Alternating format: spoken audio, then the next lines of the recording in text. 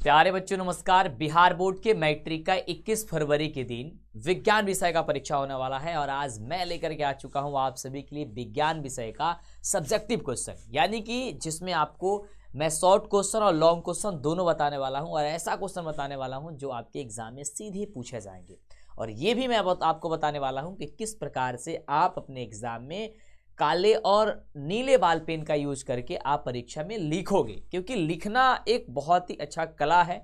यदि आप उसे नहीं समझ पाओगे तो पढ़ने के लिए लाखों बच्चे पढ़ते हैं, लेकिन बहुत कम विद्यार्थी जो है ना वो टॉपर की श्रेणी में जा पाते हैं। तो मैं आज आपको बताने वाला हूं बहुत ही खूबसूरत सा प्यारा सा क्वेश्चन। तो प्लीज सेशन को लाइक और शेयर कर दीजिए अपने दोस्तों साथियों में।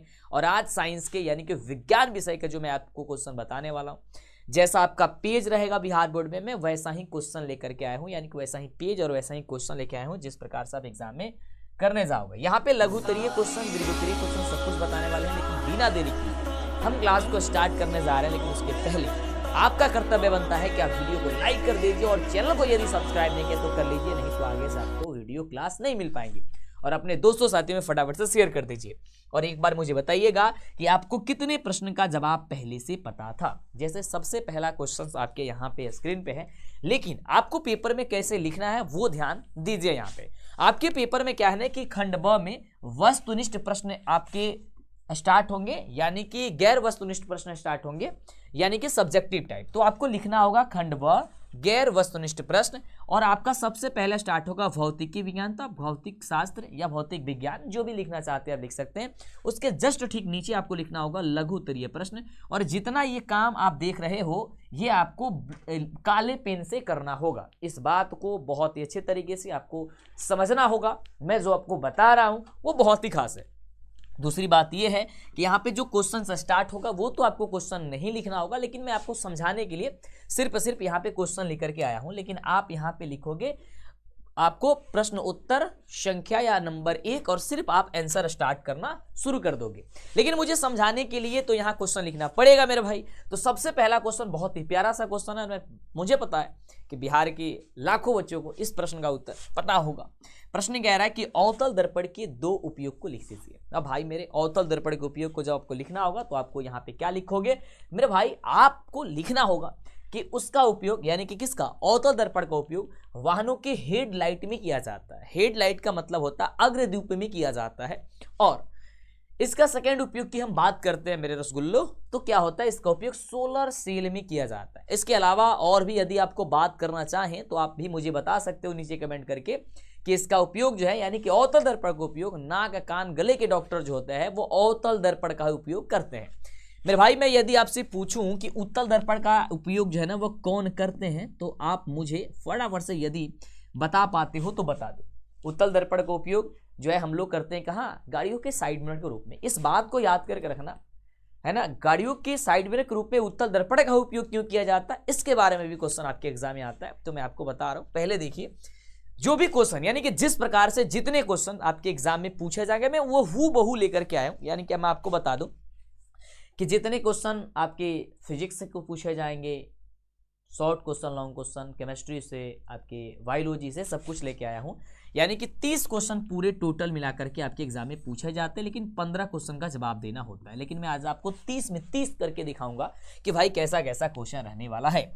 दूसरा क्वेश्चन बहुत ही प्यारा सा है, इसका पीडीएफ भी आपको हम दे देंगे। कह रहा है कि वायु में गमन करती प्रकाश की किरण जल में तिरछी प्रवेश करती है तो होने वाले परिवर्तन को समझा दीजिए। किसमें किस प्रकार से कौन सा परिवर्तन हो रहा है, हम बात करते हैं इसके आंसर की। तो क्या लिखोगे कि वायु में गमन करती प्रकाश की किरण जब जल में तिरछी प्रवेश करती है तब वह अभिलंब की ओर क्या हो जाती है, झुक जाती है, या कह सकते हो अभिलंब की ओर मुड़ जाती है।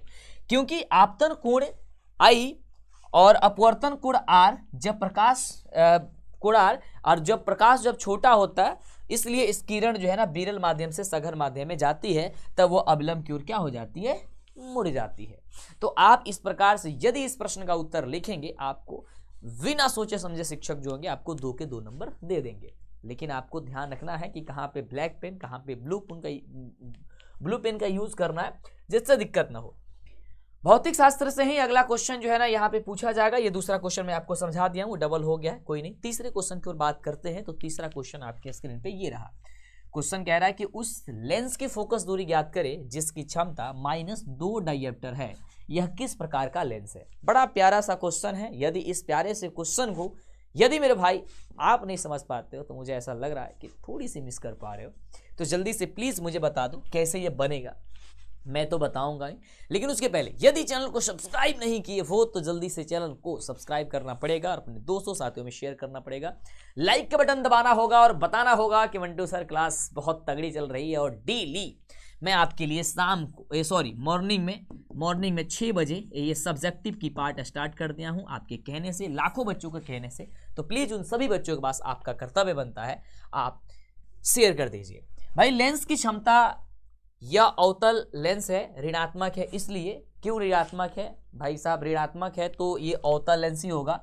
वो कैसे पता चलेगा, यहाँ पे हम बात करते हैं। सबसे पहले तो हम इसको निकालेंगे, यानी कि P बराबर 1/f से निकालेंगे। हम लोग का जो डायप्टर है वो -2 डायप्टर दिया हुआ, तो -2 डायप्टर रख देंगे यहाँ पे, बराबर 1/v हो जाएगा। जब इसको हम तिर्यक मल्टीप्लाई करेंगे तो क्या होगा, यहाँ पे कुछ नहीं है तो क्या होगा, यहाँ पे हम 1 रख देते हैं और तिर्यक मल्टीप्लाई करते हैं तो f में -2 से गुणा करेंगे तो -2 आपका f हो जाएगा। 0 आप पॉइंट के बाद लिखा हुआ है तो ऐसा मत आप 20 मत समझ लीजिएगा, है ना, यानी कि 2f ही है वो। तो f बराबर क्या होगा, 1/2.0 मीटर हो जाएगा। और इसलिए f बराबर क्या होगा, 1 × 2 × 100 से सेंटीमीटर से, यानी कि इसमें सेंटीमीटर में इसमें बदलना होगा। जैसे हम इसे मेरे भाई सेंटीमीटर में हम बदलेंगे तो क्या होगा, f बराबर क्या हो जाएगा, -100/2, यानी कि f बराबर हो जाएगा कितना सर, -50 सेंटीमीटर। ठीक है, अतः लेंस की फोकस दूरी -50 सेंटीमीटर है। यह इस प्रकार से क्या है भाई मेरे, यह अवतल लेंस है। यानी हम जानते हैं कि जिसमें माइनस होता है वो हमारा अवतल होता है, जो प्लस होता है वो हम लोग का उत्तल होता है। तो कुछ इस प्रकार से आपके एग्जाम में आएगा, तो इसके आपको फाइंड करना होगा, लिखना होगा। एक क्वेश्चन बड़ा प्यारा है जो आपके एग्जाम में बहुत बार पूछा जाता है। वो क्वेश्चन क्या है, वो क्वेश्चन है कि ग्रह क्यों नहीं टिमटिमाते हैं, व्याख्या कर दीजिए। अक्सर आप देख रहे होंगे कि जब भी आप कोई मॉडल पेपर पढ़ते हैं, जब भी आप क्वेश्चन बैंक पढ़ते हैं, तो आपके एग्जाम के लिए वो बोला जाता है बड़ा इंपॉर्टेंट है, लेकिन उसका आंसर आप क्या लिखोगे, आओ उसके बारे में हम समझाते हैं। आपको लिखना होगा, क्योंकि यह ग्रह तारों की अपेक्षा पृथ्वी के बहुत नजदीक है, अतः आने वाली ग्रहों से प्रकाश किरणों में औसत अपवर्तन न के बराबर होता है।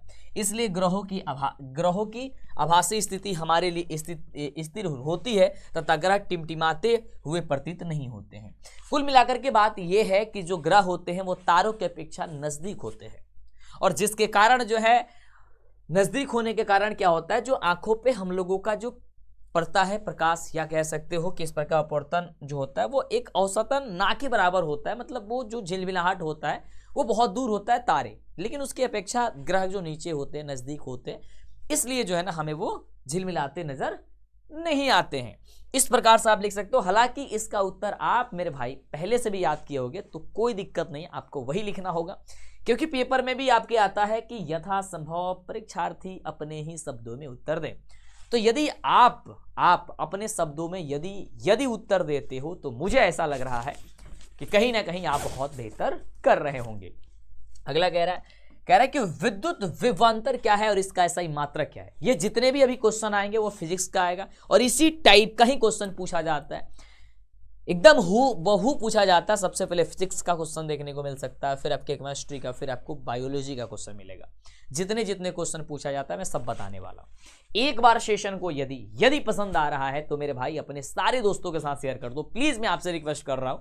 और सुबह के 6 बजे के सेशन में आप लोग डेली आओ, और ये वीडियो आपको रिकॉर्डेड के फॉर्म में ही देखने को मिलेंगी, क्योंकि सुबह 6 बजे आपको रिकॉर्ड में करके दे दूंगा, ताकि आप शांति से बैठ के इसे देख सकते हो। और ये मैं वीडियो की बात करता हूँ, शायद आपको टाइम दिख नहीं रही होंगी, इस समय लगभग रात को 1 बज रहा है, और इस समय मुझे इस वीडियो को शूट करना पड़ रहा है, ताकि एग्ज़ाम बहुत करीब है। इसको मैं शूट करूँगा, फिर इसे एडिट करके कुछ अपलोड करूँगा, और फिर इसको थंबनेल, फिर इसकी सारी चीज़ें करते करते मुझे सुबह की 3, साढ़े 3, 4 बज जाएगा। और ये काम अब मेरा सिलसिला रोज चलता है और आगे भी चलता रहेगा, बस आपका प्रेम है। कह रहा है कि विद्युत विभवांतर क्या है और इसका ऐसा ही मात्रा क्या है। तो आपको क्या लिखना होगा मेरे भाई, ध्यान से सुनना। आपको लिखना होगा कि किसी विद्युत आवेश को, ध्यान से सुनना, किसी विद्युत आवेश को विद्युत क्षेत्र में लाने में किया गया जो कार्य होता है उसका विद्युत विभव कहलाता है। क्या कहलाता है मेरा भाई? उसका ही विद्युत विभव कहलाता है।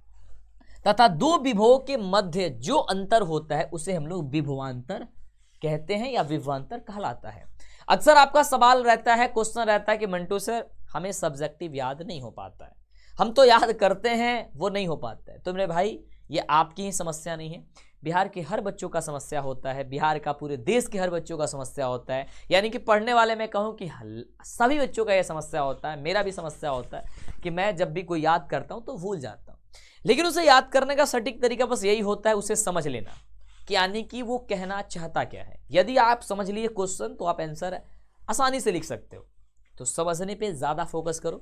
दूसरी चीज़, इसका एसआई मात्रक पूछता है तो एसआई मात्रक जो होता है वो वोल्ट होता है। अब इसे आप जोड़ भी सकते हो, जैसे कि विभवांतर करता है तो वी से ये स्टार्ट हो रहा है तो वोल्ट नाम जोड़ दो। यानी कि कुछ ना कुछ लॉजिक लगाओ अपने दिमाग से, है ना। बार बार आप बैठ करके रटना शुरू कर देते हो। मेरे भाई मैं भी बहुत ज़्यादा रटता था, और मैं आपको दिखाया कि मैं रात को 1:30 बजे 2 बजे मैं वीडियो को शूट कर रहा हूँ, फिर मैं एडिट वगैरह करके मतलब अपलोड करके टाइटल लगा करके जब वीडियो को इसको डालूंगा तो मुझे 3 साढ़े 3 बजे लग जाएगा। तो इसका मतलब यह है कि मैं आपके प्रति यदि इतना मेहनत कर पा रहा हूँ, सारी चीज़ें कंटेंट लेकर के आकर के, और इस तरीके का कंटेंट मुझे इस तरीके का टाइपिंग आपको नहीं मिल रही होंगे जिससे कि आपको थोड़ी सी दिक्कत हो सकती है एग्जाम में, लेकिन मैं लेके आ रहा हूँ।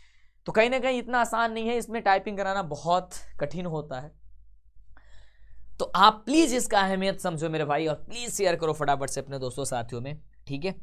आगे बात करते हैं कि विद्युत टोस्टरों तथा विद्युत स्त्रियों के तापन अवयव शुद्ध धातु के न बन करके किसी मिश्र धातु के क्यों बनाए जाते हैं, ये क्वेश्चन पूछा जाता है। सबसे पहले क्वेश्चन को समझ लो, यदि समझ लाए तो आंसर आपका आसानी से याद हो जाएगा। जैसे सबसे पहले क्वेश्चन देखो, इसमें समझा रहे हैं हम, इसमें भी समझाएं कि भाई क्या है, इसमें क्या है समझ लो। क्या है कि विद्युत टोस्टर होती है, विद्युत स्त्रियां होती है, यानी कि जो प्रेस होता है ना, जो प्रेस होता है उसमें होता है कि जो तापन अवयव होते हैं वो शुद्ध धातु के न बना करके मिश्र धातु को बनाए जाते हैं, है ना।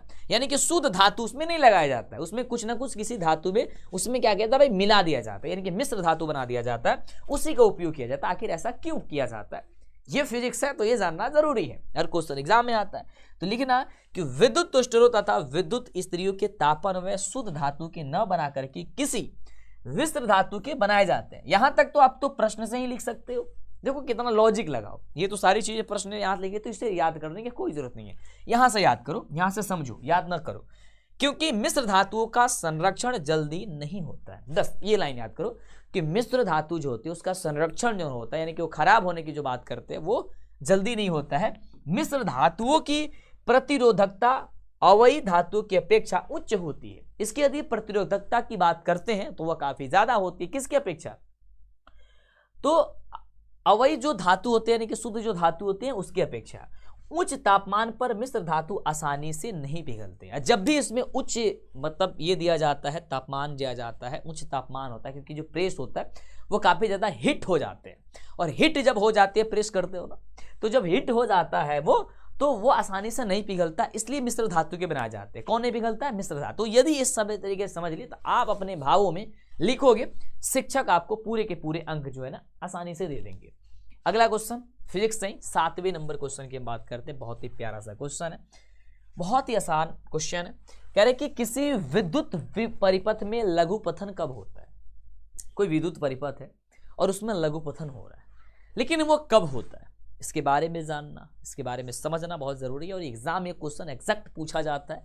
कहा जाता है घरेलू विद्युत परिपथों में अतिभारण से बचाव के लिए क्या सावधानी बरतनी चाहिए, इसके भी बारे में इस क्वेश्चन में पूछ रहा है। सो आप क्या लिखोगे? क्या आपको इसका उत्तर पता है? और आप अंतिम में जरूर मुझे ये बताना कि मैं आज आपको 30 क्वेश्चन बताने वाला हूं, और 30 ही क्वेश्चन आपके एग्जाम में पूछा जाता है। यानी कि जिस प्रकार से आपके एग्जाम में पूछा जाता है मैं उस तरीके पे अब आ चुका हूं। मैंने कहा है कि मेरी ये नई सोच है, मेरी नई पहल है, मैंने नई शुरुआत की है, अभी तक आपके लिए ऐसा कोई शुरुआत नहीं किया है। तो ये शुरुआत जो मैंने किया है वो आपको कैसा लग रहा है? क्या इस तरीके से पढ़ाना अच्छा लग रहा है? आपको समझ में आ रहा है कि भाई कहाँ कहाँ लाइनिंग में क्या क्या लिखनी चाहिए? तो मुझे एक नीचे कमेंट करके जरूर बताओ, ठीक है मेरे भाई। तो ध्यान से समझना कि विद्युत परिपथ में जब गर्म तार ठंडे तार के संपर्क में आ जाते हैं, जिसमें परिपथ का प्रतिरोध शून्य हो जाता है और उसमें अत्यधिक धारा प्रवाहित होने लगती है, इसे लघु पठन कहा जाता है।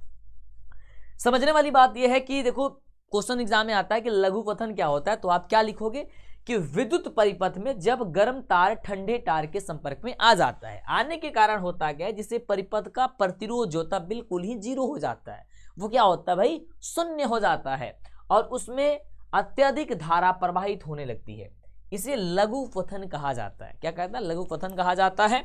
अब घरेलू विद्युत परिपथों में अतिभारण से बचाने के लिए, है ना, अतिभारण होगा, अतिभारण से बचाव के लिए क्या सावधानियां बरतनी चाहिए, इसके बारे में चर्चा करते हैं। तो आपको क्या क्या सावधानी बरतनी चाहिए ये लिखना होगा एग्जाम में कि परिपथ में उपयुक्त फ्यूज का उपयोग करना चाहिए। बहुत घरों में देखते होते हैं कि भाई फ्यूज का इस्तेमाल बहुत कम किया जाता है।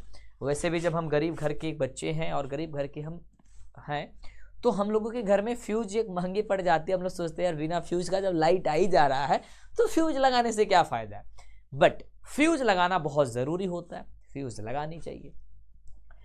एक सॉकेट से एक से अधिक उपकरण नहीं जोड़ना चाहिए। कई बार होता है, हम भी जो होता है, कई बार आप लोगों को सिस्टम जब चलाते हैं ना तो हम लोग से गलतियां होती है, बट नहीं करनी चाहिए। लेकिन थोड़ी सी हम हेवी वाले लगाए हुए हैं और लगाने की कोशिश करते हैं और ऐसा हम नहीं करते हैं, बट ऐसा कई बार ऐसा हो जाता है कि एक ही सॉकेट जो होता है, यानी कि एक बोर्ड का प्लग है, उसमें डाल देते हैं एक और सॉकेट, ठीक है, और उसमें होता है ना 4-5 जो है ना वो डालने वाला, कहीं चार्जर डाल दिए, कहीं टीवी वाला डाल दिए, कहीं लैपटॉप वाला डाल दिए, कभी कहीं डाल दिए, कभी कुछ डाल दिए। ये नहीं करना चाहिए, है ना। मतलब एक सॉकेट लगाए, मतलब एक सॉकेट लगाए हैं तो सिर्फ उसमें एक ही जो कुछ भी लगा रहे हैं आप, चार्ज में लगा रहे हैं, कुछ भी कर रहे हैं तो एक ही लगाओ। अब एक ही में मतलब पूरी तरीके से भर देते हो, है ना, जुगाड़ लगा करके, तो ये गलत चीज़ें हैं। अगला, एक ही समय में अधिक विद्युत उपकरणों का उपयोग करना नहीं चाहिए। अब कई बार होता है कि हम एक ही समय में बहुत सारे विद्युत का उपकरण करते हैं, है ना। अब जैसे मेरे को कहोगे सर आप भी तो कर रहे हो, लाइटिंग का कर रहे हो, लैपटॉप का कर रहे हो, कैमरे का कर रहे हो, बोर्ड का कर रहे हो, है ना, तो होता है। लेकिन मैंने सब चीज़ का अलग अलग करके रखा है ताकि कुछ दिक्कत परेशानी ना हो, तो आपको ऐसा ही करना होगा और ये एग्जाम में आएगा तो आप एग्जैक्ट इस प्रकार से लिख दोगे, ठीक है। मैं आपको हंसाते खिलाते सिखा रहा हूँ ताकि आपको दिक्कत ना हो और आसानी से लिख सकोगे एग्जाम में। डन है, यहाँ तक समझ में आ गया होगा, एक बार थम्स अप कर देना। ये पीडीएफ कहाँ मिलेगा, व्हाट्सअप चैनल पे मिल जाएगा। जितने बच्चे व्हाट्सअप चैनल पे फॉलो नहीं किए मुझे फॉलो कर लीजिए। जहाँ आप स्टेटस देखते हो अपने अपने मोबाइल में, स्टेटस देखते हो ना किसी का व्हाट्सअप पे, तो वहाँ पे सर्च कर लेना मंटू सर, तो वहाँ पे आ जाएगा बिहार बोर्ड मंटू सर विद्याकुल, तो उसे आप क्लिक करना, फॉलो कर लेना। नहीं तो नीचे डिस्क्रिप्शन में हो चाहे कमेंट बॉक्स में देखोगे तो लिंक पिन मिलेगा, उसको लिंक पे दबाओ और उसे फॉलो कर लो। नोटिफिकेशन बेल आइकन को जरूर दबा लेना। अगला क्वेश्चन इस चैप्टर से पूछा जाता है कि जीवाश्म ईंधन की क्या हानियां हैं। जो जीवाश्म ईंधन है मेरे दोस्त, मेरे भाई, मेरे रसगुल्ले, उसकी क्या हानियां हैं वो पूछ रहा है। तो लिखना कि जीवाश्म ईंधन को जलाने से कार्बन, नाइट्रोजन और सल्फर के ऑक्साइड उत्पन्न होते हैं। जो जीवाश्म ईंधन है उसको जलाने से क्या क्या होते हैं, उससे हानियां क्या क्या है, तो कार्बन, नाइट्रोजन, सल्फर के ऑक्साइड उत्पन्न होते हैं। सल्फर के ऑक्साइड अम्लीय होते हैं, जो सल्फर होते हैं उसके ऑक्साइड कैसे होते हैं, अम्लीय होते हैं। और एग्जाम में क्वेश्चन भी पूछ सकता है कि सल्फर के ऑक्साइड कैसे होते हैं, तो आप यहां से भी याद कर सकते हो कि सल्फर के ऑक्साइड जो होते हैं अम्लीय होते हैं। अब आपको भी पता है भाई कि सब्जेक्टिव क्वेश्चन से ऑब्जेक्टिव निकलता है, लेकिन आजकल का दौर ऐसा चल पड़ा है कि मैं देख रहा हूं कि केवल ऑब्जेक्टिव 1 का बी, 2 का सी, 3 का डी किए जा रहा है और बच्चे पढ़े जा रहे हैं। भाई वो गलत है, क्योंकि एग्जाम में जब अब क्वेश्चन पूछा जा रहा है वो का बी का सी, डी का, ये सब नहीं चल रहा है। कुछ इस तरीके से यदि समझ के रखेंगे और सब्जेक्टिव जब पढ़ेंगे उसमें से ऑब्जेक्टिव निकल के आती, वही आपके लिए होती है।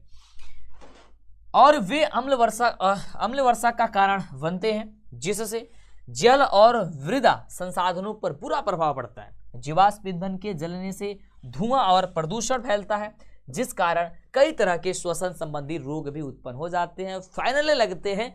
इसी कारण जीवाश्म ईंधन जो है ना वो हम लोगों को नहीं ये जीवाश्म ईंधन जो है ना के कारण जो है ना हम इन सारी हानियों को, माने कि इन सारी चीज़ों को हम लोग सामना कर पाते हैं। तो चाहिए कि हम जीवाश्म ईंधन से थोड़ा सा दूर रहें।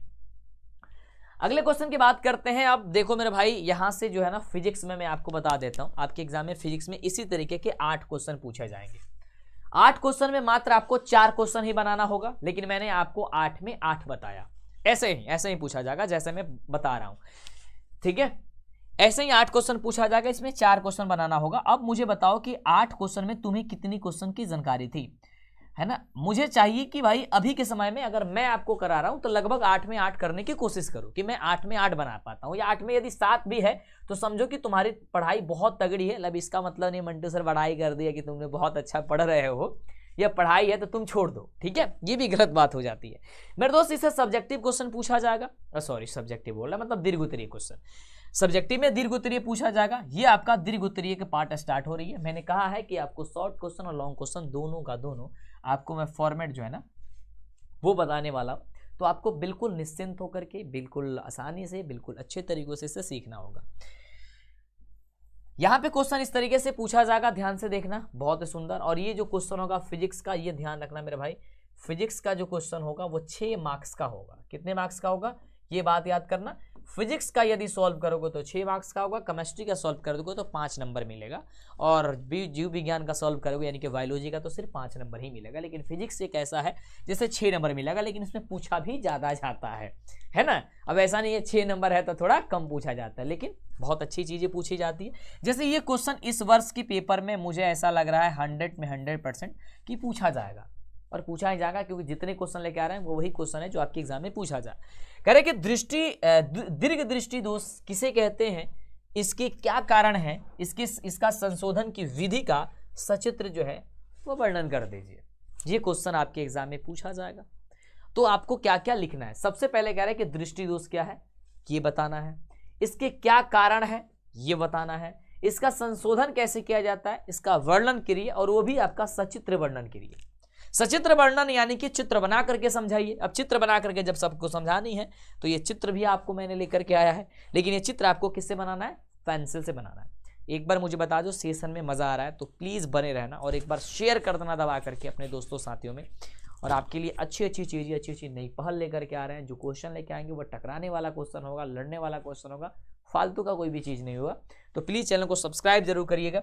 सबसे पहले हम बात करेंगे, समझेंगे कि आखिरकार दृष्टि दोष क्या है, उसके बारे में क्या लिखोगे। आपको लिखना होगा कि दीर्घ दृष्टि दोष ऐसा दृष्टि दोष है जिसमें दूर की वस्तु तो स्पष्ट दिखाई देती है परंतु निकट की वस्तु स्पष्ट दिखाई नहीं देती है। अब यहाँ पे 2-3 चीजें समझना, क्योंकि एग्जाम में क्वेश्चन पूछा जाएगा। इसका नाम है दीर्घ। दीर्घ मतलब दूर, दृष्टि मतलब कि आंख, और दोष मतलब उसमें दोष। यदि किसी को दूर दोष बन जाए यानी कि दूर दृष्टि दोष बन जाए, आंखों में दीर्घ दृष्टि दोष बन जाए, तो उसमें क्या होगा।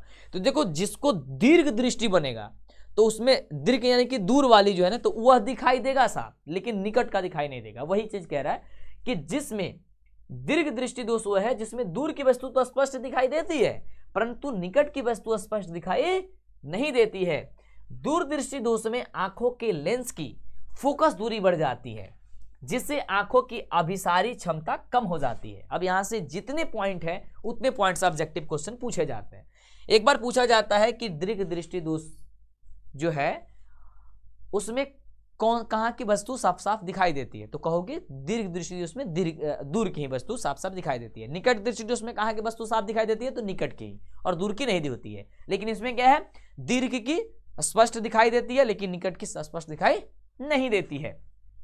यदि मैं पूछूं कि दीर्घ दृष्टि दोष की ये जो दूरी होती है वो सामान्यतः वो क्या होती है, तो अनंत होती है। निकट दृष्टि, ये निकट बोल रहे हैं, सॉरी, स्पष्ट दृष्टि की न्यूनतम दूरी 25 सेंटीमीटर होती है, याद करना, ठीक है।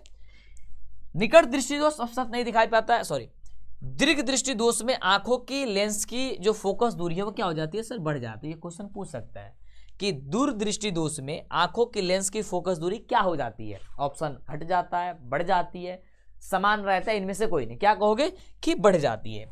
इसमें आंखों की अभिसारी क्षमता कम हो जाती है। ये क्वेश्चन ऐसे ही पूछ सकता है या पूछता ही है कि आंखों की अभिसारी क्षमता क्या हो जाती है, कम हो जाती है। किसमें, दीर्घ दृष्टि दोष में, यानी कि दूर दृष्टि दोष में कम हो जाती है, ज्यादा हो जाती है, समान रहते हैं, इनमें से कोई नहीं, ठीक है। अब यहाँ पे सामान्य इंद्रजीत की चित्र जो है लगभग आप इस तरीके से बना सकते हो, लेकिन जो भी बनाना होगा आपको वो पेंसिल से ही बनाना होगा, ठीक है। समझ रहे हो। अब मैं हंस क्यों रहा हूँ, क्योंकि मुझे खुद चित्र बनाना नहीं आता है ना। ये भाई बना लेता हूँ यार, पेंसिल प्रकार होता थोड़ा बहुत तो मैं बना ही लेता हूँ, तो तुमको भी थोड़ा बहुत इस तरीके से बना लेना होगा। मैं PDF दे दूंगा, तुम टेंशन मत लो। आगे, इस दोष के उत्पन्न होने की क्या क्या कारण है, क्या क्या रीजन है। अब रीजन भी पूछा था तो ध्यान से समझना। पहला, फोकस दूरी का बढ़ जाना और दूसरा नेत्र गोलक का छोटा हो जाना। जो नेत्र गोलक है उसका छोटा हो जाना और फोकस दूरी का बढ़ जाना, इस दोष का जो है ना वो रीजन होता है, इस दोष का कारण बन जाता है। इसका चित्र भी पूछता है कि भाई बना दो, तो इसका भी चित्र जो है ना दोषयुक्त जो है ना, यानी कि जब दोष बन हो गया है तब कैसा हो जाता है, वो चीजें यहाँ पे इस तरीके से आपको दिखानी होगी। इसमें और भी पूछा गया था इसका निवारण क्या है, यानी कि किस तरीके से इसका समाधान है, यानी कि इसका समाधान क्या है। तो आपका लिखना होगा कि इसे दूर करने के लिए उचित फोकस दूरी के उत्तल लेंस का प्रयोग किया जाता है। यानी आपसे कोई पूछे कि दूर दृष्टि दोष में किस लेंस का प्रयोग किया जाता है, तो आप कहोगे कि उत्तल लेंस का प्रयोग किया जाता है, जिसमें आने वाली प्रकाश किरणें रेटिना पर फोकस होती है और प्रतिबिंब का निर्माण कर देती है, प्रतिबिंब का निर्माण होती है। और इस तरीके से आप लोगों का ये इस तरीके से चित्र बनाना होगा और ये दृष्टि दोष संशोधन का ये चित्र इस तरीके से होगा और इस तरीके से आप इसे आसानी से बना सकते हो। डन है। तो तुम लोगों को ये चीजें सीख लेनी है भाई, और इतनी चीजें जब आपसे पूछा जाएगा तो जाकर के आपको 6 नंबर दिया जाता है, अन्यथा ऐसे ही 6 नंबर नहीं दिया जाता है। डन है, समझ गए होगे। आगे बढ़ते हैं। इसमें 2 क्वेश्चन पूछा जाता है। पहला क्वेश्चन तो आपने जाना, दूसरा क्वेश्चन और क्या है ध्यान से समझना। अब 2 क्वेश्चन में पहला क्वेश्चन कह दिया गया कि किसी लेंस के आवर्धन से आप क्या समझते हैं, और इसमें बी करके पूछ दिया गया कि किसी अवतल लेंस की फोकस दूरी यदि 15 सेंटीमीटर है तो बिंब को लेंस से कितनी दूर रखें कि इसके द्वारा बने बिंब का लेंस 10 सेंटीमीटर दूर प्रतिबिंब बने। सब्जेक्टिव क्वेश्चन में जब लॉन्ग क्वेश्चन पूछा जाता है तो ऐसे ही आपको 5-6 नंबर नहीं दे दिया जाता है, आपको उसके लिए 2-3 कंडीशन करके यानी कि कुछ लंबा लिखना पड़ता है, यानी कि लगभग 1.5-2 पेज में आपको लिखना होगा। अब क्या क्या, जैसे इसमें देखो 2 चीज ही पूछ दिया, यदि सिर्फ इतना पूछ देता कि किसी लेंस के आवर्धन से आप क्या समझते हैं तो आप तो इतने ही देर में आंसर कर देते, तो ये तो 2 नंबर वाला हो गया, लेकिन आपको 6 नंबर देना है, तो कुछ ना कुछ क्वेश्चन में रोचक तत्व आना चाहिए। तो इसलिए इसमें खंड 52 में यानी कि बी नंबर देकर के एक और क्वेश्चन पूछ दिया। एक एक क्वेश्चन को जानेंगे हम लोग मेरे भाई। सबसे पहले हम जानेंगे पहले यानी कि ए नंबर वाले को।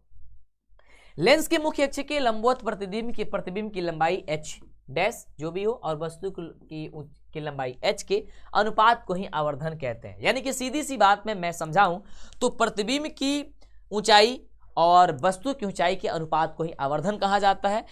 यानी कि आवर्धन बराबर होता है प्रतिबिंब की ऊंचाई बटे वस्तु की ऊंचाई होती है। यानी कि आप कह सकते हो कि m बराबर हो जाएगी वो h डैश जो माने थे h और यहाँ हो जाएगा h। इस तरीके से ये आपका हो जाएगा। डन है। प्रॉपर में यहाँ पे लिखा हुआ हूँ, आपको शायद नहीं दिख रहा होगा तो मैं यहाँ पे दिखा देता हूँ। ठीक है, ये आप दिख रहे होगे आपको। डन है। चलो आगे बढ़ते हैं।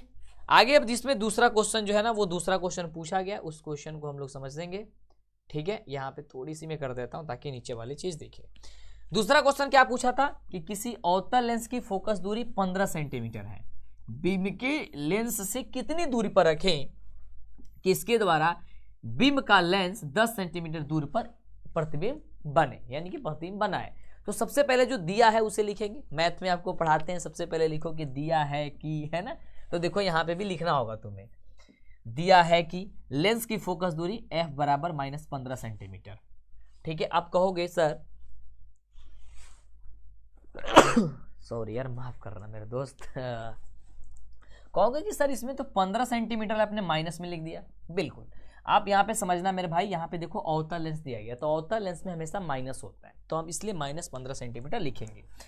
प्रतिबिंब की दूरी जो है ना v बराबर 10 सेंटीमीटर है, और यहाँ पे वस्तु की दूरी पूछ रहा है यानी कि u पूछ रहा है। इस पूरे क्वेश्चन को जब पढ़ोगे तो पता चलेगा कि यहाँ पे प्रतिबिंब की दूरी दे दिया, लेकिन वस्तु यानी कि बिंब की दूरी पूछ रहा है कि कहाँ होनी चाहिए। इसमें हम लेंस का सूत्र लगाएंगे। लेंस का सूत्र जो होता है वो क्या होता है, आप कहोगे लेंस का सूत्र होता है 1/v माइनस 1/u बराबर होता है 1/f होता है, यही होता है। यस, अब क्या करेंगे बारी बारी से इसमें मान हम रखेंगे। जैसे 1/v का मान तो 1 और v का मान जो है ना माइनस यहाँ पे 10 है, तो -10 इसमें भी होगा क्योंकि ये अवतल लेंस की बात कर रहा है इसलिए -10 लगाया गया। बाद में कंफ्यूज मत होना, माइनस तो माइनस, ये 1/u तो 1/f का जगह -15 है तो -15 यहाँ पे रख दिया गया। सोल्यूशन करेंगे, ये -1/1 को -1/u को -1/u रहने देंगे, और ये जो 1/-15 है वैसे ही कर देंगे, और ये वाली भाग को क्या करेंगे हम यहाँ से पक्षांतित कर देंगे। सही बात है, ये वाली भाग को हमने पक्षांतित कर देंगे। जब इसको हम भिन्न वगैरह बनाएंगे है ना। तो क्या होगा, वो माइनस का प्लस में बदल जाएगा और -1/u बराबर हो जाएगा -1/15 प्लस का 1/10 बन जाएगा, यानी कि प्लस में बन जाएगा, माइनस माइनस प्लस हो जाएगा। जब इसे फिर सोल्यूशन करोगे यानी कि भिन्न का जोड़ और घटाव बनाओगे, आपको ये भी तो पता है ना कि जोड़ घटाव भी नहीं पता है, तो -1/u तो -1/u, या 10 और 15 का एलसीएम करोगे तो 30 आएगा। 30 से क्या जाएगा 15 दूनी 30, तो यहाँ पे 2 हो जाएगा, 10 या 30 यहाँ पे 3 हो जाएगा। क्या हो जाएगा -1/u बराबर 1/30। ये माइनस अब इधर चला जाएगा, यानी कि ये u बराबर हो जाएगा -30। डन है। ये भिन्न का जोड़ है, इसमें आप u मैथ पढ़ते हुए मेरे से यार कहोगे भिन्न का जोड़ नहीं आता, बड़ी मार मारेंगे तुमको, समझ रहे हो। अतः वस्तु की दूरी फोकस दूरी से क्या हो जाएगी सर, दुगुनी हो जाएगी। अब अगर आप देख रहे हो तो इसकी फोकस दूरी कितनी थी, 15 थी, अब 15 से कितना हो जाएगा सर, ये 30 हो जा रहा है, तो ये दुगुनी हो जा रही है। तो इस तरीके से जैसे ही बनाओगे आपके पूरे के पूरे 6 अंक आपको दे दिए जाएंगे। अब हम बात करेंगे केमिस्ट्री से, यानी कि रसायन विज्ञान का क्वेश्चन किस प्रकार से रहता है। तो यहाँ पे हम रसायन विज्ञान के सबसे पहले लघुत्तरीय क्वेश्चन बात करेंगे यहाँ पे, और ये आपका पार्ट जो है ना, आपका समझो कि साइंस का पार्ट आपका 1 चल रहा है आज, और ये 11 नंबर से ही पूछा जाएगा आपके एग्जाम में भी। 11 नंबर पे ही रासायनिक शास्त्र का पहला क्वेश्चन होगा। जैसे यहाँ पे पहला क्वेश्चन कह रहा है, मेरे भाई ध्यान से समझोगे अगर इसको, तो कह रहा है कि उष्माक्षेपी है वो, उष्माशोषी अभिक्रिया क्या है, उदाहरण देकर के समझा दीजिए। कह रहा है कि उष्माक्षेपी और उष्माशोषी अभिक्रिया क्या है, उदाहरण देकर के समझाइए। तो सबसे पहले आप टॉपिक लिखोगे कि उष्माक्षेपी अभिक्रिया, लिखोगे कि वैसी रासायनिक अभिक्रिया जिसमें उष्मा का उत्सर्जन होता है, यानी कि उष्मा बाहर निकलता है, उसे हम लोग कहते हैं उष्माक्षेपी अभिक्रिया। डन है। जैसे ये यहाँ पे कार्बन प्लस ऑक्सीजन जब आपस में मिल रहा है तो क्या बन रहा है, कार्बन डाइऑक्साइड बना रहा है, कार्बन डाइऑक्साइड बना रहा है। और यहाँ पे जो है ना जो लगभग 94.0 यानी कि 94 कैलोरी जो है ना, किलो जो है ना कैलोरी यानी कि ऊर्जा जो है ना ये मुक्त कर रहा है। ये क्या कर रहा है, मुक्त कर रहा है। तो ये आपका उष्मा छेपी हो जाएगा। उष्मा छेपी के मतलब ये होता है कि जो उष्मा ऊर्जा को बाहर करे, और इसका डिफिनीशन तो आपको अक्सर पता होगा। उष्मा शोषी के बारे में यदि हम बात करते हैं तो वैसा आपका क्या नाम है, अभिक्रिया जिसमें बाहर से उष्मा दी जाती है उसे उष्मा शोषी कहा जाता है। नाम से ही पता चल रहा है ना। तो जिसमें उष्मा का वैसी रासायनिक अभिक्रिया जिसमें अवशोषण होता है उसे हम लोग उष्मा शोषी अभिक्रिया कहते हैं। जैसे यहाँ से जब तक हम यहाँ पे नहीं देंगे उष्मा तब तक ये चीजें नहीं टूटेंगी, इसलिए ये क्या हो जाएगा, उष्मा शोषी अभिक्रिया हो जाएगा। नेक्स्ट क्वेश्चन यदि बढ़ेंगे, बहुत ही प्यारा सा क्वेश्चन है आपके लिए, बहुत ही वीवीआई कहो तो वीवीआई, और ये 100% मैं आज फिर कह रहा हूँ कि आउट कर रहा हूँ क्वेश्चन, ये आपके एग्जाम में 100% रहेगा। सिर्फ यहाँ पे चीजें चेंज करके पूछे जा सकते हो, ये पूछे जाएंगी। एक बार सेशन को शेयर कर दो, और नहीं तो एग्जैक्ट भी पूछा जा सकता है, कोई लिमिट नहीं होती है। इसमें थोड़ी सी चेंज भी हो सकता है या फिर एग्जैक्ट भी आ सकता है, क्योंकि ये इस तरीके का क्वेश्चन है। कह रहा है कि निम्नलिखित को संतुलित करिए। आपको भी बताया कि संतुलित करने वाला क्वेश्चन आता है। पहला कि Na+H2O, और इसे संतुलित करिए। ये जो बनेगा, ये बनेगा तो क्या बनेगा आपको ये बताओ, और ये बनेगा N2+H2, ये जो बनेगा तो क्या बनेगा। तो यहाँ पे प्रॉपर ये जो है ना वो स्ट्रक्चर यहाँ पे तुम्हें लिख के देगा, हालांकि उत्पाद भी तुम्हें देगा, यहाँ पे छूट गया है लिखना, ठीक है। यहाँ पे मान लो कि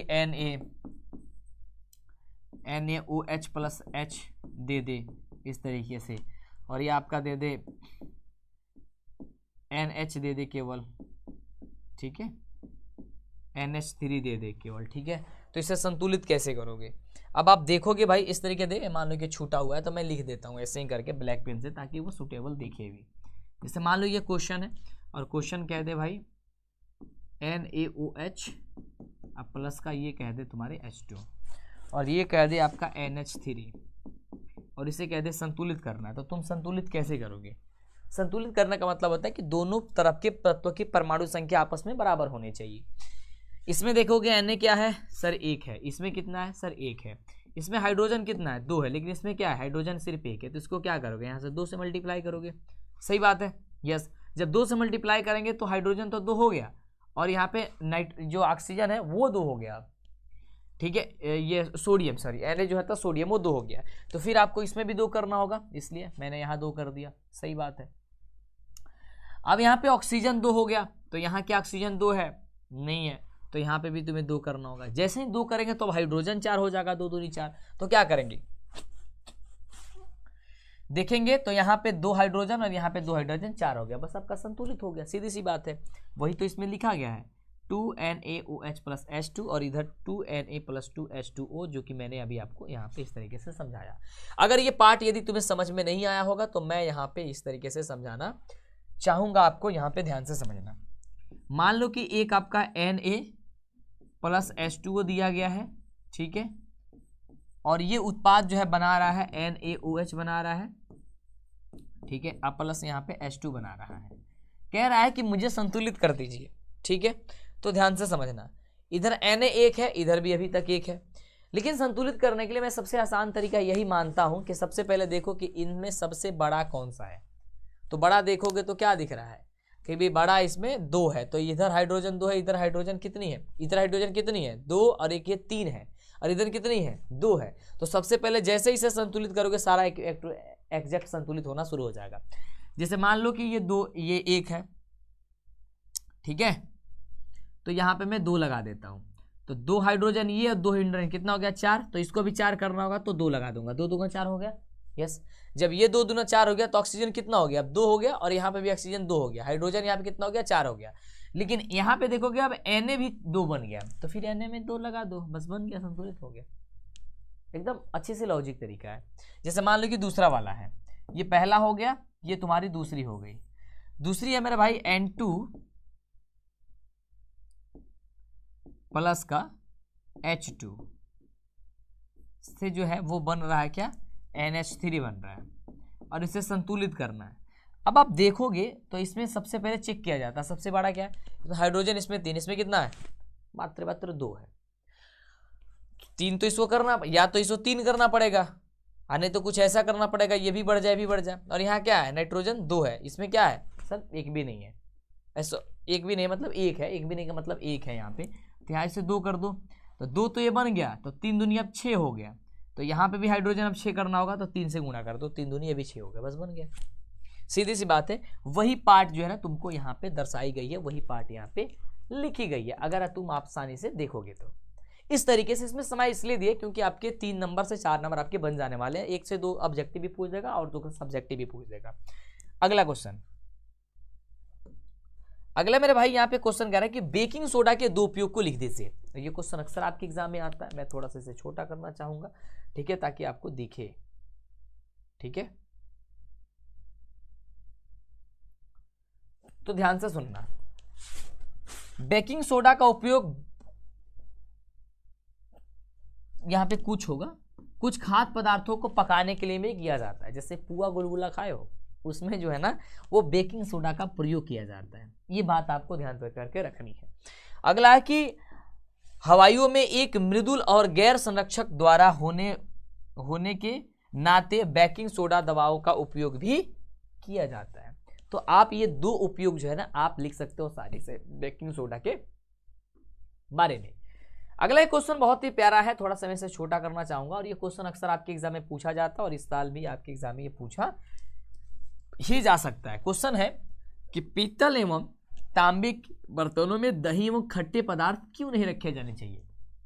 अक्सर आप देखते होंगे आपके घर में जो कि खट्टे पदार्थ होंगे या फिर दही होंगे, तो आपके मम्मी आपके घर वाले जो है ना वो एक कहते होंगे भाई पीतल के बर्तन आजकल तो किसी के घर जल्दी है तो रख दिया गया है, और नहीं तो अगर है तो उसमें बोला जाता है मत रखना। ऐसा क्यों, तो लिखना आपका आंसर कि पीतल एवं तांबे के खट्टे पदार्थ इसलिए नहीं रखना चाहिए, पीतल एवं तांबे के बर्तनों में खट्टे पदार्थ इसलिए नहीं रखना चाहिए क्योंकि बर्तन में क्योंकि दही एवं खट्टे पदार्थों में अम्ल होता है। भाई खट्टे है तो उसमें अम्ल होता है, दही में कौन सा अम्ल होता है जल्दी बताओ कमेंट करके, कहना सर लैक्टिक अम्ल होता है, तथा अम्ल धातु से अभिक्रिया करके हानिकारक लवण एवं हाइड्रोजन गैस बना जाते हैं। अब ऐसा क्या होगा जब लड़ आपका उसमें अम्ल होगा और अम्ल क्या करेगा धातु से अभिक्रिया कर लेगा, वो धातु है वो और धातु से अभिक्रिया कर लेगा, तो जैसे करेगा तो क्या बना देगा हानिकारक लवण बनाएगा। लवण तो बनाएगा, अब खाने वाला नमक बनाएगा नहीं, ये लवण बनाएगा लेकिन हानिकारक लवण बना देगा और हाइड्रोजन गैस बनाएगा, जिससे हमें हानि हो सकती है। हानि से बचाने के लिए पीतल एवं तांबे के बर्तनों में दही एवं खट्टे पदार्थ नहीं रखना चाहिए। यानी कि कुल मिलाकर के बात यह है कि उसमें खराब ना हो और वो विषैला चीज ना बना पाए, इसलिए उसे नहीं रखना चाहिए। अगला क्वेश्चन बहुत ही प्यारा सा क्वेश्चन है कि गर्म जल के टैंक बनाने में तांबे का उपयोग होता है परंतु इस्पात का नहीं होता है, इसका रीजन क्या है भाई? तो आप समझना कि गर्म जल का टैंक बनाने में तांबे का उपयोग होता है, क्योंकि तांबा गर्म जल के साथ किसी भी स्थिति में अभिक्रिया नहीं कर सकता है, परंतु लोहा अर्थात इस्पात भाप के साथ अभिक्रिया कर ऑक्साइड बनाकर हाइड्रोजन गैस बना देती है। इसलिए गर्म जल का टैंक बनाने में तांबे का उपयोग होता है, लेकिन इस्पात का उपयोग इसमें नहीं किया जाता है। इस प्रकार से आपके एग्जाम में क्वेश्चन आएंगे तो आप हूबहू आप इसे एग्जैक्ट जाकर के लिख दोगे। मैं इसका पीडीएफ जब दे दूंगा तो उसे रट लेना, निकलवा लेना, जो करना है करके पढ़ना भाई, पढ़ के जाना, मिस मत करना मेरे भाई, नहीं तो समस्याएं और दिक्कत आपके साथ आना हमेशा बनी रहेंगी। कह रहे कि कार्बन डाइऑक्साइड तथा मीथेन के इलेक्ट्रॉनिक बिंदु संरचना क्या होंगी, उसे आप लिख दीजिए। इलेक्ट्रॉनिक बिंदु और इसकी संरचना क्या होगी इसके बारे में आएगा। किसकी किसकी कह रहा है सर? कार्बन डाइऑक्साइड और कह रहा है मीथेन। मीथेन का मतलब होता है सर CH4। क्या होता है मैं यहाँ पे लिखना चाहूंगा, ध्यान से समझना। मीथेन का मतलब हो गया यहाँ पे CH4।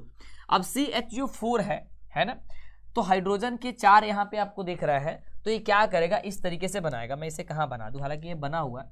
जैसे मान लो कि ये कार्बन है, ठीक है, तो कार्बन के यहाँ पे क्या 2 अणु, यहाँ पे 2 अणु, यहाँ पे आपके क्या हो जाएगा 2 अणु बन जाएगा। यहाँ पे हाइड्रोजन हो जाएगा, यहाँ पे भी हाइड्रोजन हो जाएगा, यहाँ पे भी इसके हाइड्रोजन हो जाएगा, यहाँ पे भी इसके हाइड्रोजन हो जाएगा।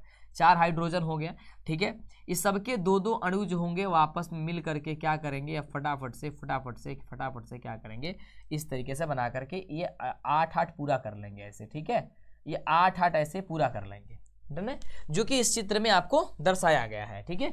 2 2 4 2 6 2 8, फिर ये बनेगा तो 2 2 4 2 6 2 8, ये 8 इलेक्ट्रॉन पूरा कर लेते हैं। जो बच्चे अगर इसको नहीं, मतलब जो नहीं पढ़े होंगे इसके बारे में, जो नए अभी स्टार्टिंग किए होंगे, तो उन्हें कभी भी समझ में नहीं आएगा। मेरे को दोष मत देना कि मंटू सर कैसे समझा दियो यार, इसे समझ में नहीं आ रही है। बिल्कुल समझ में नहीं आएगा। जो अंदर डीप में नहीं गया है इसके बारे में एग्जैक्ट में बात करता हूँ, तब तक मैं ऐसे कह रहा हूं तो तुम्हें कुछ फर्क ही नहीं पड़ेगा। तो मैं इसमें ज्यादा जो है ना घुसने की भी कोशिश नहीं करता हूं। मैं कहता हूं ऐसी पार्ट को तुम्हारे एग्जाम में 8 क्वेश्चन तो आएगा, उसमें से 4 ही बनाना है। तो ऐसी पार्ट को यदि तुम नहीं समझे हो तो स्किप कर देना, और समझे हो तो बनाना जरूर, क्योंकि इससे बहुत ज्यादा टीचर जो है इंप्रेस होते हैं, समझ रहे हो। तो इन टाइप के क्वेश्चन जरूर बनाना। ये आपका कार्बन डाइऑक्साइड का है ना, और इस तरीके से बनाता है। मैं एग्जैक्ट इस 2 क्वेश्चन के माध्यम से तुम्हें बना नहीं सकता हूं, सिर्फ बता सकता हूं कि इसका बनेगा ऐसे, है ना। यानी कि इस तरीके से मीथेन का और इस तरीके से कार्बन डाइऑक्साइड का बना हुआ और बनेगा। अब मैं सिखाने के पर्पज से जाऊं तो मैं सारी चीज़ सिखाना पड़ेगा, इलेक्ट्रॉनिक विन्यास क्या है, ये क्या है, वो क्या है, तो वो चीज़ें भाई स्किप करो। और चीज़ें जो है ना बेहतर, क्योंकि पेपर में अब समय नहीं है, पेपर देने जाने वाले हो, और अभी सीखने के चक्कर में रहोगे फिर गड़बड़ हो जाएगा। उससे अच्छा है कि जो चीज़ें आप समझ पा रहे हो उसे आप देख लो, समझ लो, पढ़ लो, क्योंकि उससे तुम्हारी काम बहुत अच्छा चल जाने वाली है। 1-2 पॉइंट अगर तुम्हें पूरे चैप्टर्स में या पूरे बुक में यदि 1-2 पॉइंट अगर तुम्हें क्लियर नहीं होती तो चलता है, ठीक है। अगला 17 नंबर क्वेश्चन है कि परमाणु का इलेक्ट्रॉनिक विन्यास 2,8,7 है। इस तत्व की परमाणु संख्या एवं संकेत क्या है, इसे बता दीजिए। अब ध्यान से समझना, इलेक्ट्रॉनिक विन्यास कितनी है, 2,8,7 है। तो कितनी हो जाएंगे, 2 और 8 कितना हो जाएगा 10, और 10 7 17। अब 17 वाला देखो कि 17 परमाणु संख्या किसकी होती है।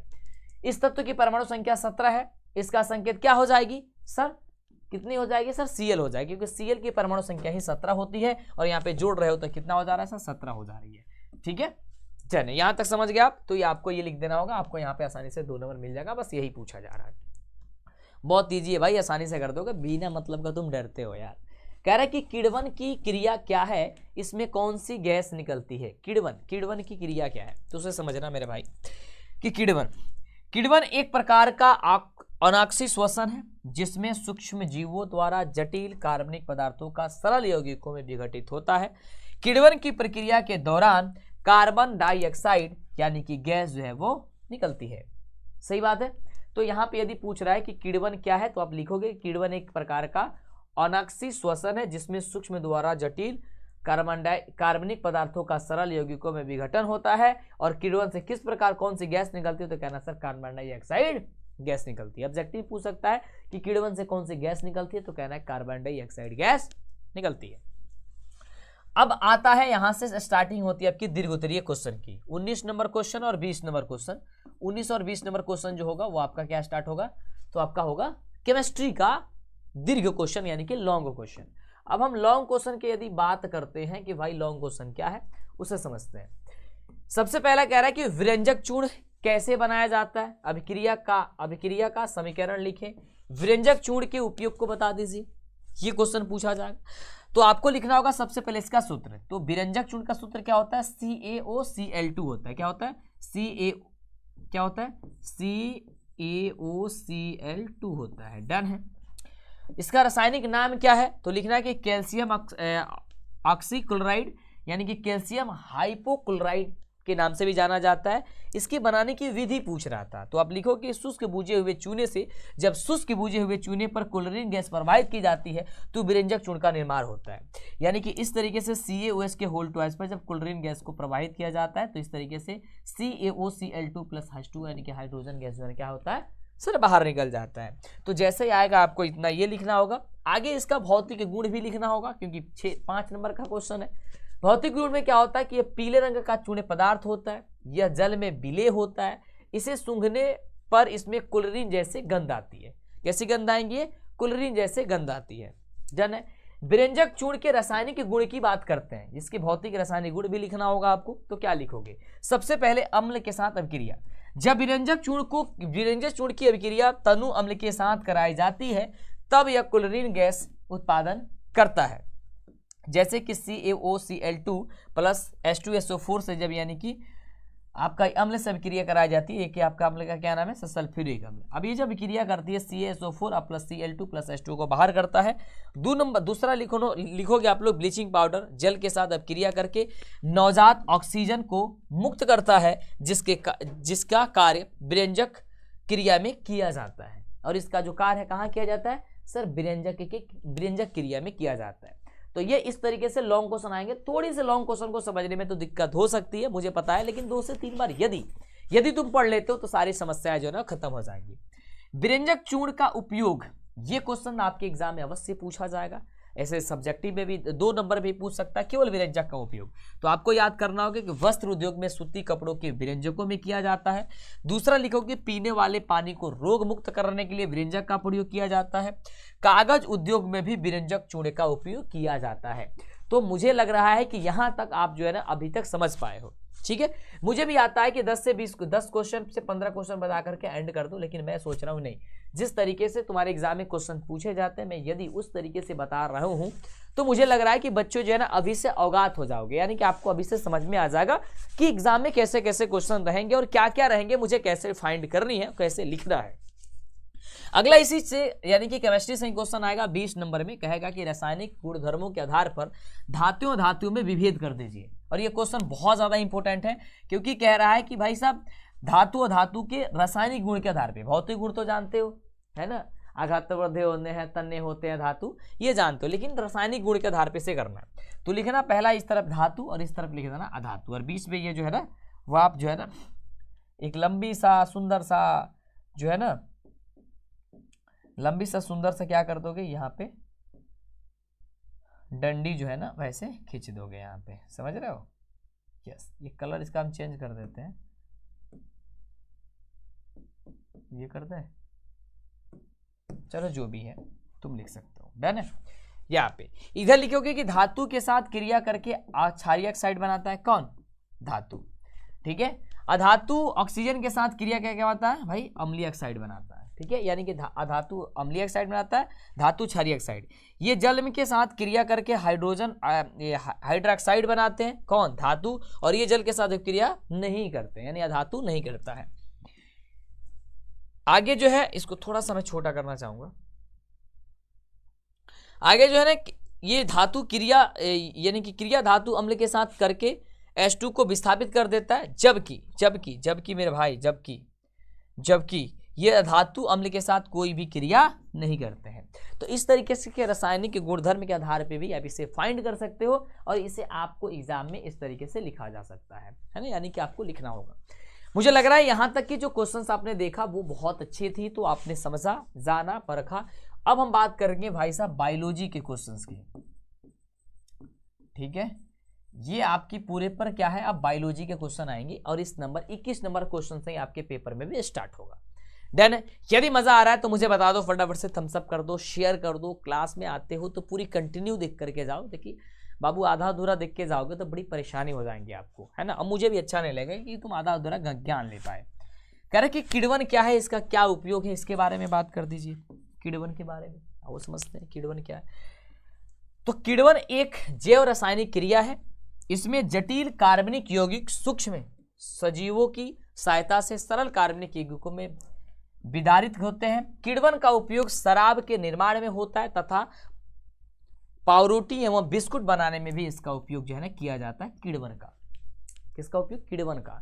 जो शराब हो गए, पावरोटी हो गए, बिस्कुट हो गए, इसमें इसका उपयोग किया जाता है। इसके उपयोग यदि पूछता है तो आप लिख सकते हो। किण्वन क्या है, तो किण्वन एक जैव रासायनिक क्रिया है जिसमें जटिल कार्बनिक यौगिक सूक्ष्म जीवों की सहायता से सरल कार्बनिक यौगिक में विघटित किया जाता है, बांटा जाता है, उसे तोड़ा जाता है। ठीक है, चलो अगला क्वेश्चन है कि दौड़ते हुए खिलाड़ियों की मांसपेशियों में दर्द में ऐंठन क्या होता है। जैसे मान लो कि अगर तुमको हम बोल दें कि तुम सुबह सुबह उठ करके या फिर जो भी चीज़ें हैं आप उठ करके या फिर क्या कर दो, दौड़ लगा दो, एकदम तगड़ी वाली दौड़ लगा दो। जब दौड़ लगाओगे मेरे भाई तो ऐंठन लगने होगी, दर्द लगेगी, होने सारी चीज़ें हो जाएगी। ठीक है, जैसे मान लो कि अभी जो है ना वो समय काफ़ी ज़्यादा हो गया रात का, अब तो सुबह सब लोग उठने वाले हैं, तो मैं अब थोड़ी बहुत नींद लूँगा, अभी भी 2 घंटे 1 घंटे काम है। अब मेरी पैर जो है ना दर्द कर रही है पूरी तरीके से काम करते करते, है ना, हालत ख़राब हो जाती है यार। एग्ज़ाम आप लोग की होती है, मेहनत हमें जान लगाना पड़ता है, बट आप इसको बहुत कम ही बच्चे समझ पाते हैं, है ना, लेकिन हमारे बच्चे सब समझते हैं। ठीक है, चल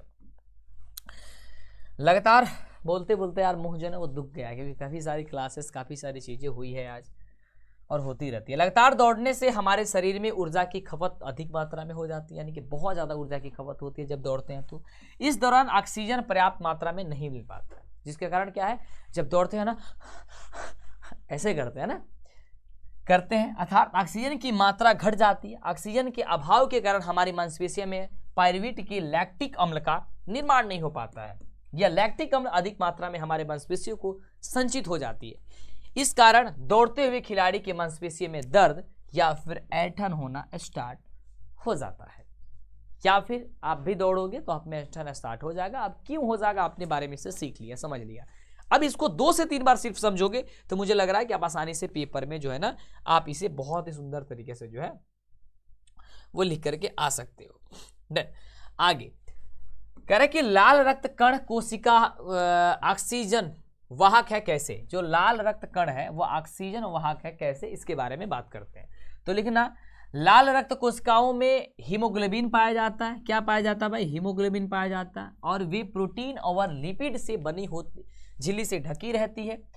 हीमोग्लोबिन एक आयतन युक्त प्रोटीन है जो रक्त को उसका रंग क्या कर देता है, रंग देता है।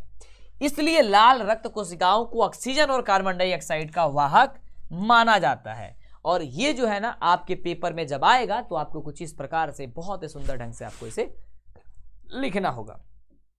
आगे कह रहे कि जीवाश्म किसे कहते हैं, ये क्वेश्चन आपके एग्जाम में आए तो क्या लिखोगे भाई, क्या आपको पता है, एक बार मुझे बता दो। और हाँ, अभी तक मैं नहीं बोल पाया, बहुत देर से पढ़ा रहा हूं आप लोगों को, प्लीज एक बार चैनल को सब्सक्राइब कर दो, और जितने बच्चे नहीं सब्सक्राइब किए हैं कर दो यार, और शेयर कर दो, और लाइक तो करना बनता है यार। क्लास कैसी लगती है, क्या इस तरीके की क्लास कंटिन्यू आपको चाहिए तो मुझे बताओ। डेली सुबह 6 बजे आओ, शाम में तो आपकी क्लास हम लाइव आपके लिए लेके आ ही रहे हैं, अच्छी चीजें। कह रहे कि जीवाश्म प्राचीन कालीन जीवों के अवशेष जो प्राचीन काल में इस पृथ्वी पर निवास करते थे और वह बाद में विलुप्त हो गए, हमें भूपटल के चट्टानों में परिलक्षित मिलते हैं, इन्हें जीवाश्म कहते हैं, है ना। यानी कहने का मतलब हो गया कि जीवाश्म के बारे में बात करते हैं तो प्राचीन जीवों के अवशेष जो प्राचीन काल में इस पृथ्वी पर निवास करते थे, बहुत साल पहले, बहुत ज़्यादा पुरानी बातें हैं जब यहाँ पे निवास करते हैं और बाद में विलुप्त हो गए, बाद में वो खत्म हो गए, तो उनकी जो हड्डियाँ उड्डियाँ मिलती है हमारे चट्टानों में, है ना, जो भी चीज़ें मिलती है उससे क्या है, वही आपका जीवाश्म कहे जाते हैं। सिंपल सी भाषा में अगर आप समझना चाहो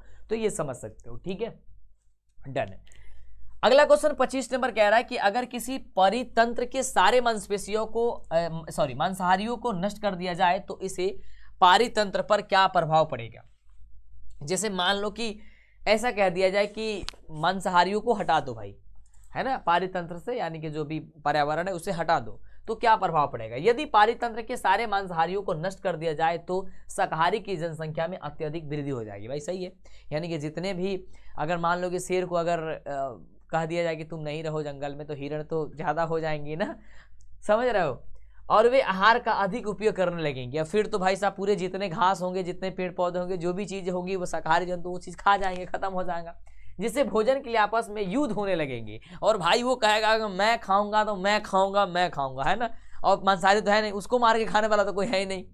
तो फिर हो गई समस्या, अब तो युद्ध होगा, लड़ाई होगा, इसके कारण वह भी नष्ट हो जाएगा। और उसके कारण क्या होगा भाई, अब खाना नहीं मिलेगा तो उसको लड़ेगा, मैं ही खा लेता, क्या होगा, लड़ाई होगा, वो भी खत्म हो जाएंगे। इस तरीके से क्या है, पूरी पारितंत्र जो है ना सब कुछ खत्म हो जाएगा, नष्ट हो जाएगा। समझ रहे हो। आगे क्वेश्चन है कि उत्पादक और उपभोक्ता में क्या अंतर है, इसके बारे में आप बता दीजिए। देखो ये क्वेश्चन बहुत इंपॉर्टेंट है, तो ध्यान से लिखना कि उत्पादक वे जीव है जो सूर्य के प्रकाश, मिट्टी और हवा से अपना भोजन एवं उत्पन्न करते हैं। उपभोक्ता वे जीव हैं जो अपने भोजन के लिए प्रत्यक्ष और अप्रत्यक्ष रूप से अन्य जीवों पर क्या होते हैं, तो मेरे भाई निर्भर रहते हैं। कहने का मतलब समझ गए कि देखो उत्पादक वे होते हैं जो सूर्य के प्रकाश से, मिट्टी और जल से अपना भोजन स्वयं तैयार करते हैं, जैसे कि पेड़ पौधे हो गए, है ना। और उपभोक्ता वे जीव हैं जो अपने भोजन के लिए प्रत्यक्ष अप्रत्यक्ष रूप से अन्य किस जीवों पर निर्भर रहते हैं, जैसे हम लोग हो गए, हम लोग किसी न किसी जीव पे, किसी न किसी पेड़ पौधे पे निर्भर हैं, है ना। तो हम लोग आपका हाँ डन। आगे कह रहे निम्नलिखित जीवों में श्वसन अंगों के नाम बता दीजिए। अब ये बहुत ही सिंपल है, सबको को पता होना चाहिए। कह रहा है कि मछली के श्वसन अंग क्या है, तो मछली के श्वसन अंग क्या है, गिल्स, और केचुआ का श्वसन अंग क्या है, तो कहना कि सर त्वचा है। 28 नंबर के सजीवों के मुख्य 4 लक्षण लिख दीजिए। ये क्वेश्चन एग्जाम में आता है, बड़ा सिंपल है, 7वीं क्लास, 6ठी क्लास, 5वीं क्लास में पढ़े होंगे कि सजीव के क्या क्या लक्षण होते हैं। तो श्वसन करना, उत्सर्जन करना, प्रजनन करना, वृद्धि करना, विकास करना, ये सभी के सभी क्या है, तो सजीवों के लक्षण होते हैं। अब आती है इसके लॉन्ग क्वेश्चन, यानी कि दीर्घ उत्तरीय जो है ना, जिससे आप कहते हो कि सर दीर्घ दीर्घ दीर्घ, यानी कि लॉन्ग क्वेश्चन के बारे में सर बात करिए। तो भाई क्लिक हो जाओ यार, लॉन्ग क्वेश्चन। और आज के सेशन में जो मैंने आपको कह दिया लॉन्ग क्वेश्चन, ये तुम्हारी क्वेश्चन आपके पेपर में पूछे जाएंगे इस साल, ये हमारी कंफर्म है, गारंटी है, वायरल कर रहा है, ऐसा समझ लो, जो भी चीज कहना चाहते हो। कि नेफ्रॉन का चित्र बना दीजिए, और नेफ्रॉन का चित्र कुछ इस प्रकार से होता है, हालांकि आप पेंसिल से, पेन से देख करके अच्छे से बनाना, ठीक है। मैंने आपको समझा दिया भाई क्या चीज़ें यहाँ पे है, यानी कि ये क्वेश्चन आपके लिए बहुत ज़्यादा इंपॉर्टेंट है। हर हाल में तुम प्रैक्टिस करके जाना, मैं ऐसे कहोगे तो गेस भी कर देता हूँ। देखो नेफ्रॉन हो गया आपका, किसका किसका चित्र तुम्हें याद कर लेना इस वर्ष, आपका नेफ्रॉन हो गया, ठीक है। नेफ्रॉन के बाद से आपका दूसरा आप याद कर लेना सर न्यूरॉन हो गया, न्यूरॉन हो गया, आपका पुष्प वाला हो गया, पुष्प का अनुदैर्घ्य रेखाट का, पुष्प का अनुदैर्घ्य रेखाट का जो होता है। उसके बाद से आपका मानव मस्तिष्क हो गया, मानव पाचन तंत्र भी याद कर लो, पाचन तंत्र, ठीक है। उसके बाद से एक याद कर लेना भाई मादा जननांग, मादा जननांग, एक याद कर सकते हो नर जननांग, ठीक है। और एक आपका है मस्तिष्क का भी याद कर लेना, मस्तिष्क का थोड़ी उर्दू में आज लिख रहा है हम, समझ रहे हो, बहुत रात हो गया यार, मन नहीं कर रहा है, क्या ही करें यार, तुम लोग का एग्जाम है, क्या ही करें, कितनी मेहनत करें तुम लोग के लिए बताओ। उसके बाद से एक होता है फेफड़ा वाला जो होता है ना, तो वो कर लेना प्लीज़, ये वाली कर लेना मेरे भाई, समझ जाओ, मैं उर्दू थोड़ा सा लिख देता हूँ आजकल, ठीक है। चलो आगे बढ़ रहा हूँ। अगला क्वेश्चन बहुत ही प्यारा सा है, और यहाँ पे लास्ट क्वेश्चन है, बहुत ही सुंदर सा क्वेश्चन है, ध्यान से देखना भाई। ये देखो इसकी एक्टिंग, ये कैसे डांस कर रहा है ना, चलो इसको अरे भाई मेरे ये डांस कर रहा, ओहो, कह रहा है कि आज मैं आऊँगा नहीं इसमें, मैं भी कहूँगा तुम्हें डांस कराऊंगा आज, चलो आ जाओ। कह रहा है यहाँ पे बहुत ही प्यारा सा क्वेश्चन है, कह रहा है कि हमें कोयला तथा पेट्रोलियम का उपयोग सावधानी पूर्वक क्यों करना चाहिए। अब दे भाई ये जो हमारी ईंधन है, कोयला हो गया, पेट्रोलियम हो गया, इसका उपयोग हमें सावधानी पूर्वक करना चाहिए, नहीं तो एक बार भाई कोयले के खान में आग लगा, यानी कि कोयला लाए हो लगा तो भाई हो गया काम। यह पेट्रोलियम है, उसका उपयोग और सावधानी से नहीं किया तो हो गया तुम्हारा काम। क्या क्या हो सकता है उसके बारे में समझेंगे। हमें कोयला एवं पेट्रोलियम का उपयोग सावधानी पूर्वक इसलिए करना चाहिए क्योंकि कोयला और पेट्रोलियम ऊर्जा के अनवीकरणीय संसाधन है, जिसका अधिक दोहन करने पर वो समाप्त हो सकता है। पहली चीज तो मैंने कहा कि भाई साहब अगर एक बार उसके सावधानी पूर्वक नहीं किए तो वो तो आपका एक बार लगे सारा का सारा खलास कर देगा। दूसरी चीज ये इसमें कहा जा रहा है कि भाई अगर हम सावधानी पूर्वक नहीं कर पा रहे हैं, यानी उसे अच्छे से नहीं कर पा रहे हैं, तो ये समाप्त भी हो सकता है ना। तो इसे हम लोग बहुत ही सावधानीपूर्वक यानी कि कुछ मात्रा कम में करके हमका इस्तेमाल करना चाहिए, क्योंकि यह नवीकरणीय संसाधन, इसलिए हम इन्हें दोबारा प्राप्त नहीं कर सकते। अब देखो नवीकरणीय संसाधन है, हम जब एक बार समाप्त हो जाएगा पृथ्वी से तो फिर इसे प्राप्त करने में बहुत साल लग जाते, बहुत लाखों साल लग जाते, फिर दिक्कत हो जाएगा। इसलिए इसका उपयोग सोच समझ करके करें तथा पेड़ पौधे और खाद्य सामग्री भी सोच समझ करके करें। अब जैसे मान लो पेड़ पौधे घर बनाने के चक्कर में सारी कट किया जा रहा है, पहले जैसा है भी, पहले बहुत ज्यादा आंधी आती थी, अब सुनने होगे बहुत ज़्यादा आंधी आती थी, जब भी सुनो तो पता चलता कि पेड़ गिर जाने के कारण रोड जो है ना वो बाधित हो गया है। लेकिन आजकल की वो सारी चीज़ें नहीं है, वो बहुत सारी चीज़ें खत्म हो गई, बहुत सारी चीज़ लोग खत्म करते जा रहे हैं। सोच के हमें करें ताकि पानी का उपयोग भविष्य में भी, और पानी का उपयोग है उसे भी बहुत सोच समझ कर करना चाहिए भाई की। लेकिन ठंडी के दिन है तो समझो कि अगर एक बाल्टी है तो 2 आदमी भी नहा सकता है, लेकिन गर्मी के दिन में पता चलता है कि भाई अगर एक बाल्टी की जगह 5 बाल्टी दे दिया जाता तब भी कम ही पड़ता है, समझ रहे हो। तो इस तरीके का लोग यूज करते हैं। तो अब पानी का यूज कम करने के लिए तो भाई भगवान से ये कहना पड़ेगा भाई जितने समय हो मौसम जो है ना वो ठंडा रहे तो पानी बच सकती है, क्योंकि बहुत सारे लोग तो नहाते ही नहीं है, जैसे कि मैं हूँ, है ना, समझ सकते हो आप। परेशानियाँ का कह रहे किसी प्रकार का परेशानियों का सामना ना करना पड़े। कोयला और पेट्रोलियम पेड़ पौधे तथा जीव जंतुओं से बनते हैं, जिनमें कार्बन के अतिरिक्त हाइड्रोजन, नाइट्रोजन, सल्फर भी होते हैं। जब इन्हें जलाया जाता है तो कार्बन डाइऑक्साइड, जल, नाइट्रोजन के ऑक्साइड तथा सल्फर के ऑक्साइड उत्पन्न होती है। अपर्याप्त वायु में जलाने पर कार्बन डाइऑक्साइड के स्थान पर मोनोडाइऑक्साइड की उत्पन्न होती है। यानी कि हम कुल मिलाकर के बात करते हैं तो जो कोयला होती है, पेट्रोलियम होती है, वो हमारे जीवन में इसका उपयोग बहुत ज़्यादा है। जैसे कि जल हो गया, पेड़ पौधे हो गए, सबका उपयोग हमारे जीवन में बहुत ज़्यादा है। लेकिन अत्यधिक मात्रा में और बिना मतलब का इसे हम यूज करते हैं तो आने वाले समय में बहुत ज़्यादा दिक्कत हो जाएगा। जैसे कि हम आप बात करते हैं, अगर पानी की बात करते हैं तो हमारे समय में मैंने खुद देखा 5 से 7 साल पहले, 5 से 7-8 साल पहले जो है ना, मैं जब तुम लोग के जैसे मैट्रिक में 9th 7th 8th क्लास में मैं पढ़ता था, उस समय हम लोग के यहाँ जो नल, जो चापाकल होती है, वो जो गाड़ा जाता था वो 25 फीट पे अंदर पे शुद्ध पानी निकल जाता था। लेकिन आज 7 से 8 सालों के बाद से ऐसा हुआ कि 100 फीट पे डालने के बावजूद भी शुद्ध निकलेगा, अच्छा निकलेगा कि नहीं निकलेगा, इसकी गारंटी नहीं होती है।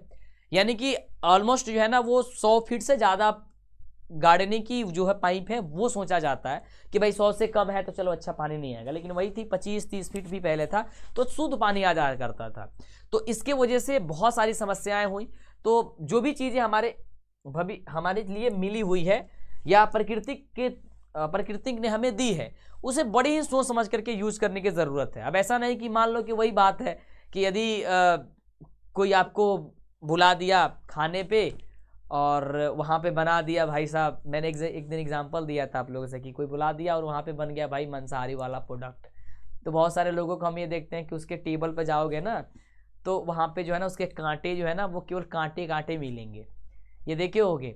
यानी कि वो भले ही घर में एक दिन खाता हो या 1 महीने के बाद मिलता हो या जो कुछ भी हो, लेकिन उसके टेबल पे जाकर देखोगे तो एकदम लग गई। इसका मतलब है कि भाई बुला लिया तो समझो कि वो गुनाही कर दिया है।